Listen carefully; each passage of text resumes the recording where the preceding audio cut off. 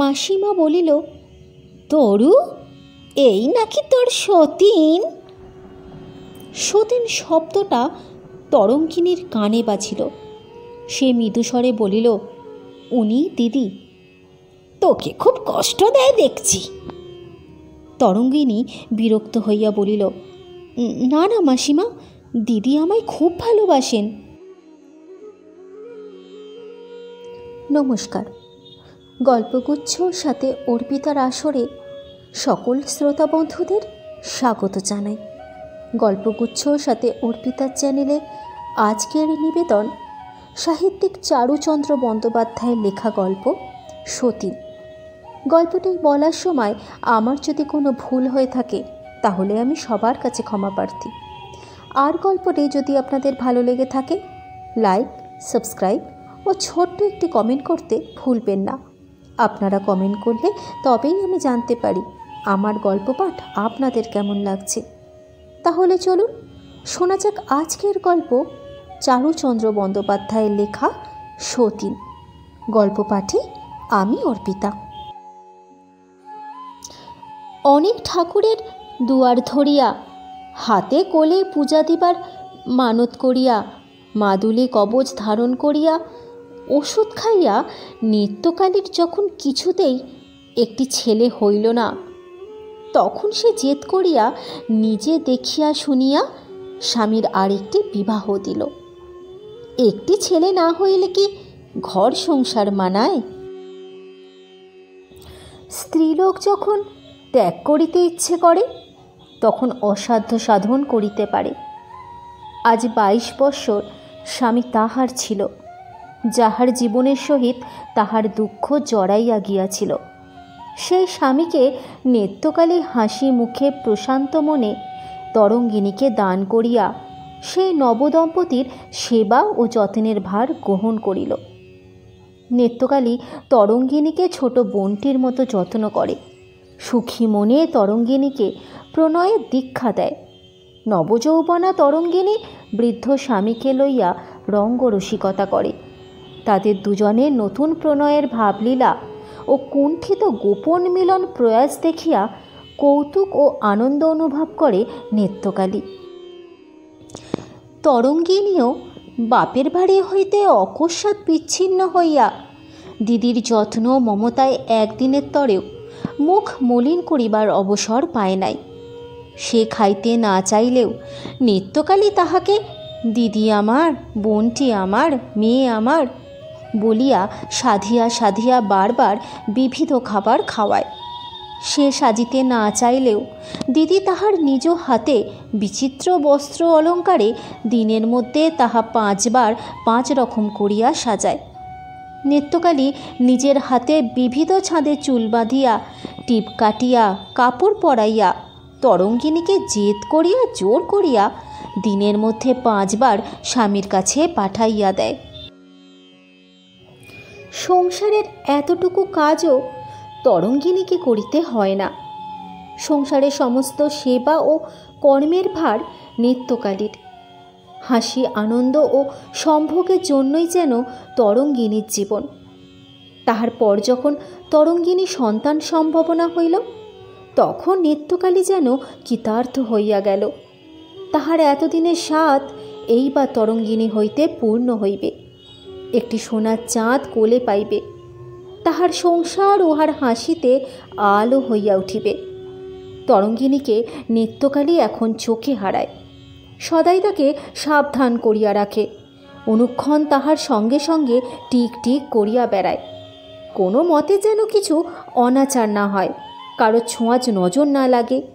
দুজন দুঠাই হয়ে গেলে সে বাঁচে।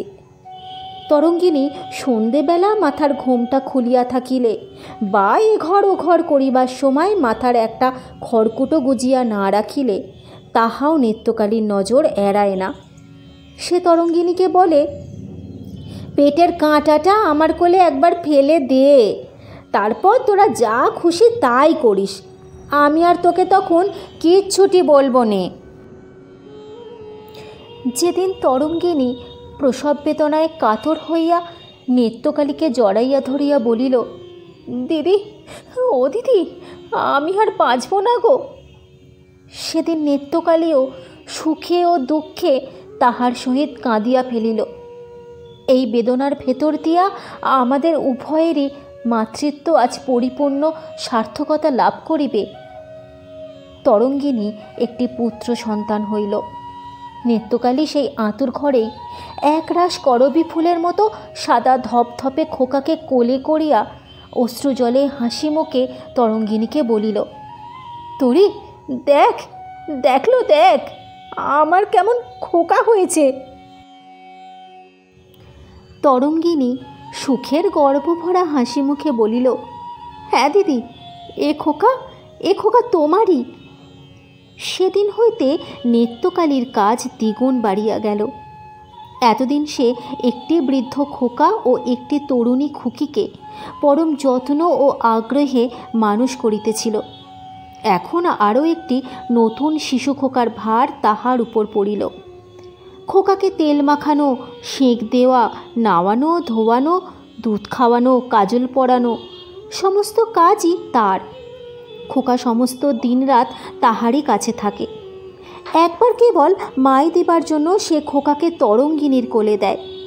তখন তরঙ্গিনী হাসিয়া বলে, দিদি, দিদি, তোমার খোকাকে আমি মাই দেব কেন? তুমি খাওয়াও তোমার খোকাকে। নিত্যকালী সুখের হাসিতে দুঃখ ঢালিয়া দিয়া বলে, কি করব বোন, বিধাতা আমায় বঞ্চিত করেছেন, নইলে কি আমি তোকে এ কষ্টটুকুও দিতাম? আমার বিধাতা দুধ দেয়নি রে, তাই তোকে আমার খোকার দুধ মা রেখেছি। নিত্যকালীর স্বামী একদিন ঠাট্টা করিয়া তাহাকে বলিল, কি গো বড় বউ, খোকাকে পেয়ে যে আমাদের একেবারে ভুলে গেলে? আমাদের দিকেও একটু দেখো। নিত্যকালী হাসিয়া বলিল, কেন গো, তোমায় দেখবার জন্য তো তরিকে এনে দিয়েছি। স্বামী লজ্জিত হইয়া প্রস্থান করিল।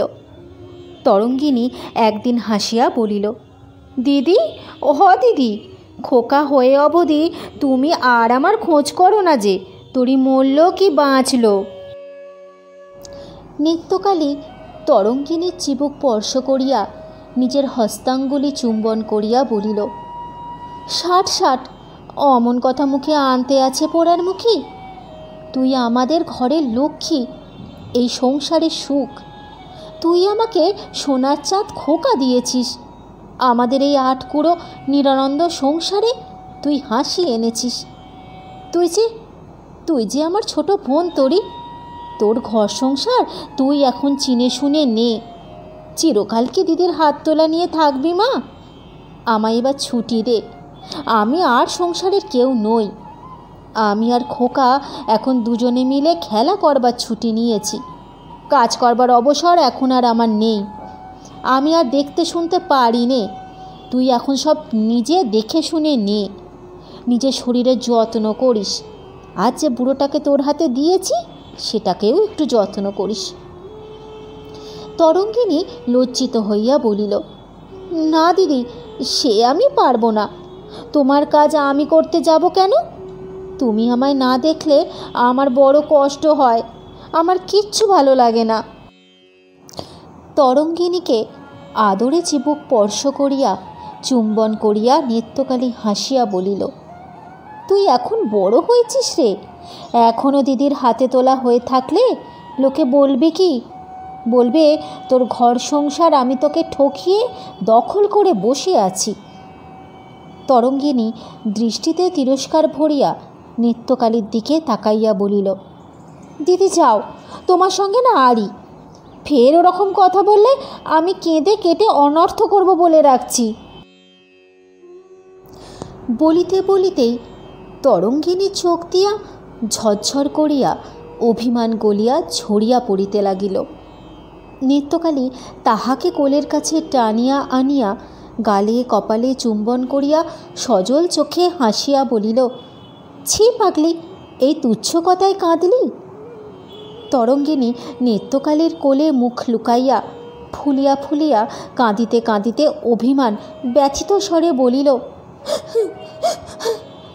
কেন কেন তুমি আমাকে অমন কথা বললে? বলো বলো, আর কখনো বলবে না। নিত্যকালী তরঙ্গিনীর পিঠে হাত বোলাইতে বোলাইতে বলিল, চুপ কর, চুপ কর লক্ষ্মীটি, চুপ কর। আমি আর কখনো বলবো না। কিন্তু কিন্তু কখনো যদি তোর সংসারের ভার হাতে নেবার ইচ্ছে হয়, মুখ ফুটে আমায় বলতে লজ্জা করিস নে। তুই বলা মাত্র তোর ঘরকন্যা তোকে ছেড়ে দিয়ে আমি সরে যাব এক পাশে। কেবল কেবল খোকাকে আমার কাছ থেকে কেড়ে নিস নে। তরঙ্গিনী অশ্রুস্নাত মুখখানি তুলিয়া নিত্যকালীর দিকে বেদনা ভরা কাতর দৃষ্টিতে চাহিয়া বলিল, দিদি, আবার ওই কথা? আমি যে তোমার ভালোবাসায় কেনা দাসী গো, আমাকে ওসব কী বলছো তুমি? নিত্যকালী তাহার চোখ মুছাইয়া দিতে দিতে বলিল, তুই আমার বোন, তুই আমার ঘরের লক্ষ্মী, তুই আমার খোকার দুধমা। তোকে আমি মন্দ ভেবে কিছু বলিনি রে বোন, তবু কথাটা বলে রাখলাম। এমনিতর সুখের মিলনে হাসি আনন্দে তাহাদের তিনটি প্রাণীর সংসার একটি শিশুকে ঘিরিয়া স্বচ্ছন্দে চলিতে লাগিল। খোকা দিনে দিনে তাহার নব নব আনন্দলীলা প্রকাশ করিয়া সংসারটিকে আনন্দে হাসিতে সুখে ভরিয়া তুলিতে লাগিল। খোকার যখন বছর দেড়েক বয়স, তখন সে 4টি সাদা দুধের দাঁত বাহির করিয়া নিত্যকালীকে বলে জি এবং তরঙ্গিনীকে তাঁতি বলিয়া ডাকে। যখন সে দুধ খাইতে ও কাজল পরিতে বিষম আপত্তি জানাইতে শিখিয়াছে এবং যখন সে হামাগুড়ি দিয়া ঘরের শিশি বোতল ভাঙিয়া মধু ও তেল একত্রে মিশিয়া পেটে মাথায় মাখিয়া বাহ বাহ বলিয়া উল্লাস প্রকাশ করিতে পারিতেছে, তখন একদিন সন্ধ্যাকালে নিত্যকালী দালানে বসিয়া খোকার সহিত চাঁদ মামার পরিচয় করিয়া দিতেছিল এবং চাঁদ মামাকে খোকা কপালে একটি টি দিয়ে যাইবার জন্য ধান ভাঙিলে কুড়া, মাছ কাটিলে মুড়া ও উড়কি ধানের মুড়কির মোয়া দিবার লোভ দেখাইতেছিল। খোকা তাহার খুদে খুদে হাত দুটি বিস্তারিত করিয়া কচি কলার ছড়ার মতো আঙুল ঘন ঘন সঞ্চালিত করিয়া চাঁদকে ডাকিয়া ডাকিয়া নিজের কপালে হাত ঠেকাইয়া বলিতেছিল, আহ আহ চি। একবার মাতা নিত্যকালীর দিকে ফিরিয়া বলিতেছিল, জি চি। আবার তরঙ্গিনীর দিকে ফিরিয়া বলিতেছিল, তাতি চি চি। এমন সময় উঠান হইতে একজন রমণী বলিয়া উঠিল, গেরস্তরা বাড়ি আছো গো? নিত্যকালী বলিল, কে গা? আগন্তুক রমণী কণ্ঠে উত্তর হইল, আমরা কুটুম গো। নিত্যকালী তরঙ্গিনীকে বলিল, তোরি দেখ তো কে এসেছে। তরঙ্গিনী উঠিয়া দালানের ধারে গিয়া বলিয়া উঠিল, ও মা, বামা যে, তুই কোত্থেকে এলি? বামা হাসিয়া গলায় আঁচলের খুঁটটা দিয়া ভূমিষ্ঠ হইয়া প্রণাম করিয়া বলিল, মা ঠাকুরনের সঙ্গে গোয়াঙ্গা নাইতে এছি গো। তরঙ্গিনী বলিল, মাসিমার সঙ্গে? কই, মাসিমা কোথায়? বামা পশ্চাতে ফিরিয়া দেখিয়া উচ্চকণ্ঠে ডাকিল, কই গো মা ঠাকুরন, কোথায় গেলে? এসো না গো। আরও একটি রমণী মূর্তি অন্ধকার আবছা আলোয় অগ্রসর হইয়া আসিল। তরঙ্গিনী তাড়াতাড়ি ছাদ হইতে উঠানে নামিয়া গিয়া দ্বিতীয় রমণীর পদধূলি লইয়া উচ্চকণ্ঠে ডাকিয়া বলিল, দিদি, ও দিদি, আমার মাসি এসেছেন। নিত্যকালী খোকাকে কোলে করিয়া দালানের ধারে আসিয়া দাঁড়াইয়াছিল। সে তরঙ্গিনীর আহ্বানে উঠানে নামিয়া গিয়া তরঙ্গিনীর মাসিমার পদধূলি লইয়া বলিল, এসো মা, এসো। মাসিমা নিত্যকালীকে লক্ষ্য না করিয়াই তরঙ্গিনীকে বলিল, তরু, এই বুঝি তোর খোকা? এই প্রশ্নে তরঙ্গিনীর কেমন লজ্জা বোধ হইল।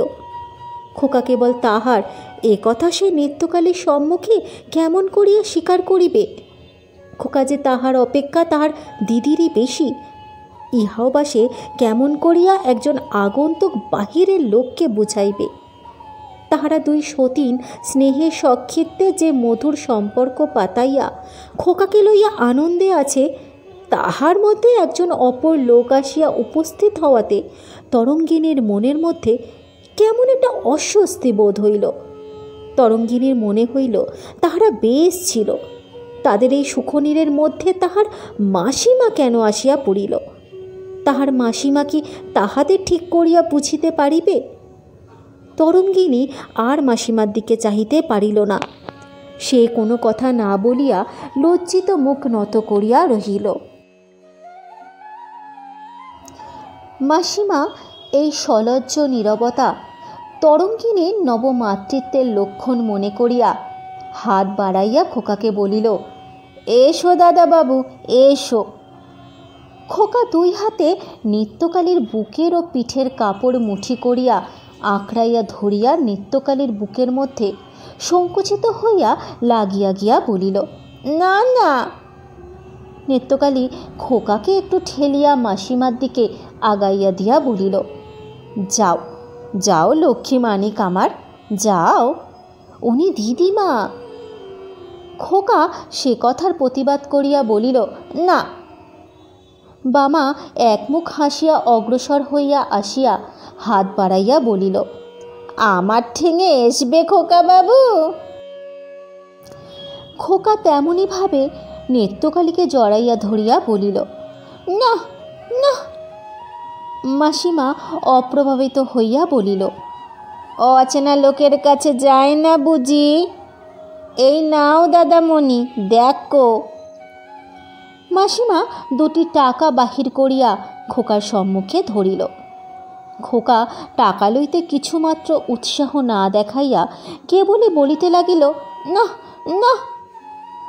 তখন নিত্যকালী তরঙ্গিনীকে বলিল, তোরি তুই নে তো, তোর কাছে গিয়ে যদি মাসিমার কাছে যায়। তরঙ্গিনী হাত পাতিল।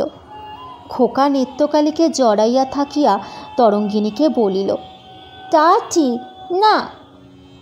মাসিমা অপ্রভাবিত হইয়া তরঙ্গিনীকে বলিল, তরু, তোর ছেলে তো বাচ্চা আমার কাছে আসবে না। এই নে, তোর বেটাকে সন্দেশ কিনে খাওয়াস, মিষ্টি মুখ হলে যদি আমায় মিষ্টি চোখে দেখে। তরঙ্গিনী একবার নিত্যকালীর মুখের দিকে তাকাইয়া আবার মাথা নত করিয়া দাঁড়াইল। নিত্যকালী বলিল, আবার টাকা কেন মাসিমা? পায়ের ধুলো দিয়ে অমনি আশীর্বাদ করো, আমাদের এই কত দুঃখের খড়কুটো বেঁচে থাক। আমার খোকা কোল বাঁচে না গো। অন্ধকারে দাঁড়িয়ে রয়েছ বাপু, ও তো মুখই দেখতে পাচ্ছে না তোমার। এসো দালানে এসো, তোরি একখানা কিছু পেতে দে না বসতে। মাসিমা নিত্যকালীর কোনো কথায় সাড়া না দিয়েই তরঙ্গিনীকে জিজ্ঞাসা করিল, জামাই কোথায়? ওদিকে জামাই নেই তো? মাসিমা যে নিত্যকালীর সহিত কথা কহিতেছে না, ইহা তরঙ্গিনীর মোটেই ভালো লাগিতেছিল না। কাজেই সেও মাসিমার কোনো কথার জবাব দিতে পারিতেছিল না। নিত্যকালী বলিল, না, উনি বাড়িতে নেই। এসো মাসিমা। তোরি মাসিমার পা ধোবার জল দে, ওনার গরদখানা বার করে দে। মাসিমা কাপড় ছেড়ে আপনি জব করে নিন, আমি খোকাকে ঘুম পাড়িয়ে আপনার জল খাবার করে আনি। তরঙ্গিনী মাসিমার কাছ হইতে সরিয়া পড়িবার সুযোগ পাইয়া যেন বাঁচিয়া গেল। কিন্তু যখন নিত্যকালী জলখাবার আনিতে গেল, তখন তরঙ্গিনীকে একাকী তাহার মাসিমার কাছে থাকিতে হইল। ইহাতে সে কেমন অস্বস্তি বোধ করিতে লাগিল। মাসিমা বলিল, তরু, এই নাকি তোর সতীন?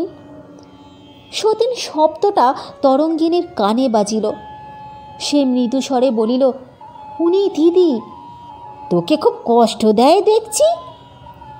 তরঙ্গিনী বিরক্ত হইয়া বলিল, না মাসিমা, দিদি আমায় খুব ভালোবাসেন। মাসিমা বিজ্ঞতার হাসি হাসিয়া বলিল, হ্যাঁ নেকি, তুই তেমনই নেকি আছিস এখনো? একটা মিষ্টি কথা বললেই ভুলে যাস। ওরে, মিছরির ছুরি মুখে মিষ্টি লাগে বলে মনে করিস যে বুকে যখন বেঁধে তখনও মিষ্টি লাগে? এই বুঝি তোর ভালোবাসা? হ্যাঁ, এসে বাড়িতে পা দিতেই তো বুঝতে পেরেছি তুই এ বাড়ির দাসী, আর বাড়ির গিন্নি ওই ডাইনি মাগি। তোরই যা, পা ধোবার জল দে, তোরই যা বসতে দে, আর আমি যাই জল খাবার দিই। তুই দাসীর খাটনা খেটে মরবি, কিন্তু সংসারটি থাকবে ওর হাতের মুঠোর ভিতরে।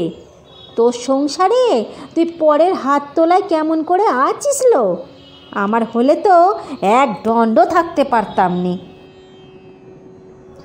তরঙ্গিনী বিরক্ত হইয়া বলিল, এর আর হাত তোলা থাকা কি? দিদি যদি অযত্ন করতেন তো কষ্ট হতো আমার। তুমি জানো মাসিমা, দিদি নিজে না খেয়ে আমায় খাওয়ান, নিজে না পড়ে আমায় পড়ান। দিদি আমার ছেলেকে মায়ের বাড়া যত্ন করেন। মাসিমা হাসিয়া বলিল, ওরে, তাই তো কথায় বলে, মায়ের চেয়ে যে ভালোবাসে তারে বলে ডাইনি। আরে ডাইনি মাগি তোকে গুণ করেছে নির্যাস। ছেলেকে অত ন্যাওটা করেছে কেন তাও বুঝতে পারিস নি হাবা মেয়ে? ছেলে ওর ন্যাওটা হলে তোকে নাতি ঝ্যাটা কোস্তা বারণ মারলেও তুই ওর কিচ্ছুটি করতে পারবি নে। ছেলের জন্য তোকে সব সয়ে থাকতে হবে। দুটো মিষ্টি কথা আর ওই লোক দেখানো আত্মি, এই দেখেই তো ভুলেছিস। সতীন সম্পর্ক কি কখনো ভালো হয় রে নেকি? শক্ত হ, আমি বলছি, এখনো শক্ত হ, এখনো সময় আছে। ছেলেটাকে ওই ডাইনির মায়া থেকে বাঁচা। কথায় না বলে, বাঁজা আত্মি বাঘিনীর পিঠে, তাতে আবার বাজা সতীন তোর। তরঙ্গিনী লজ্জায় ঘৃণায় বিরক্ত হইয়া উঠিল। তাহার মাসিমাকে কেমন করিয়া বলিবে যে যেদিন হইতে সে এ বাড়িতে আসিয়াছে সেদিন হইতেই স্বামী সম্পূর্ণ তাহার, দিদি তাহার সতীর নয়। তরঙ্গিনী তাড়াতাড়ি উঠিয়া পড়িয়া বলিল, দেখি জল খাবার হলো কি না। মাসিমা খুশি হইয়া বলিল, হ্যাঁ, নিজের ঘরকন্যা নিজের দেখে শুনে নে, এই তো চাই। তরঙ্গিনী মনে করিল, সতীন সম্পর্কটা বড় খারাপ। সহজেই লোকে ভুল বুঝিয়া অবিচার করিয়া বসে। মাসিমা দুদিন থাকিলেই বুঝিতে পারিবে দিদি তাহার কেমন মানুষ। সতীন গল্পটির প্রথম পর্ব আমি আজ এখানেই শেষ করলাম। আশা করি এই গল্পটি আপনাদের মন ছুঁয়ে গেছে। গল্পটি ভালো লাগলে ছোট্ট একটি কমেন্ট করতে ভুলবেন না। আপনাদের সঙ্গে আমার আবার দেখা হবে চারুচন্দ্র বন্দ্যোপাধ্যায়ের লেখা সতীন গল্পটির দ্বিতীয় পর্বের সাথে। ততদিনে ভালো থাকুন এবং সুস্থ থাকুন। আর আমার সঙ্গে এতক্ষণ সময় কাটানোর জন্য আপনাদের সকলকে ধন্যবাদ।